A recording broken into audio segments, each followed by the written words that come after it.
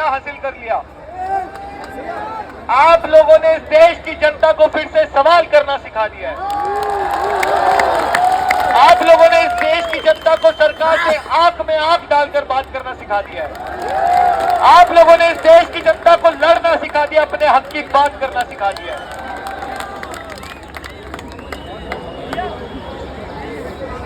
बहुत समय से, बहुत सालों से जब जब हमने मुद्दों की बात करने की कोशिश की है, हमें हिंदू मुस्लिम की राजनीति में फंसाया गया, हमें जाति की राजनीति में फंसाया गया, हमें आपस में लड़ाया गया, भिड़ाया गया। कितनी बार आप लोगों ने संसद में शिक्षा की बात होते हुए सुनी है? सुनिए आप लोगों ने बात होते हुए, पेपर लीक के मुद्दे पर संसद में डिबेट होते हुए सुनिए आप लोगों ने? हमारे स्कूल कैसे ठीक किए जाए, उस पर आपने बात होते हुए सुनिए कभी? हिंदू मुस्लिम में जरूर सुनी हो। लंबी लंबी टीके हाँकते हुए बातें आपने सब सुनी हो। मेलोडी की बातें आपने जरूर सुनी हो।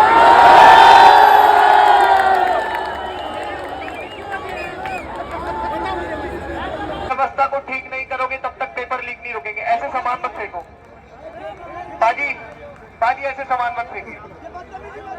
एक एक करके बाकी आगे पास कर दीजिए, फेंकिए मत सामान। तो अब तीसरी और सबसे जरूरी जीत बची है धर्मेंद्र प्रधान का इस्तीफा। बैठ जाओ, फिर से खड़े मत हो, पहले बैठो आप लोग, बैठो। पूरी दुनिया में हमारे देश की फजीहत कराई है दिल्ली पुलिस ने। हमारे खुद के वॉलेंटियर जो इनकी मदद कर रहे थे, लोगों को मैनेज करने में, उनकी पसलियां तोड़ी है इन लोगों ने। एक सेकेंड हमारी बात सुनिए हमारी। अरे अगर हिम्मत थी तो कम से कम कपड़े पहन के तो मारते, वर्दी पहनकर तो मारते, अगर इतना ही दम था तो। अपना नाम छुपा कर मार रहे थे, सही काम कर रहे थे तो अपना नेम बैग पहन के मारते।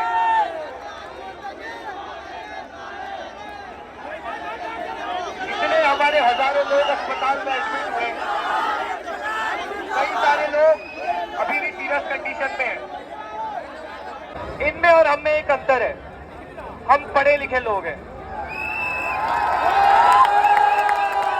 ये अनपढ़ जाहिल गंवार गुंडे लोग हैं। हम पढ़े लिखे लोग हैं, हम समझदार लोग हैं।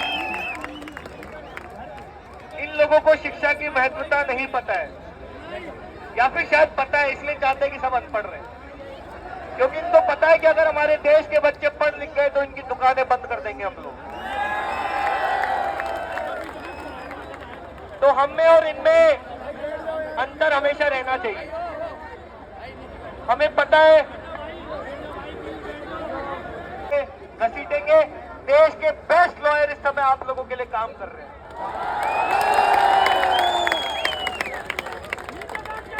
दूसरी चीज, कल तक हमारे कुछ साथियों को इन लोगों ने डिटेन भी कर रखा था, उनको बहुत मारा पीटा, लेकिन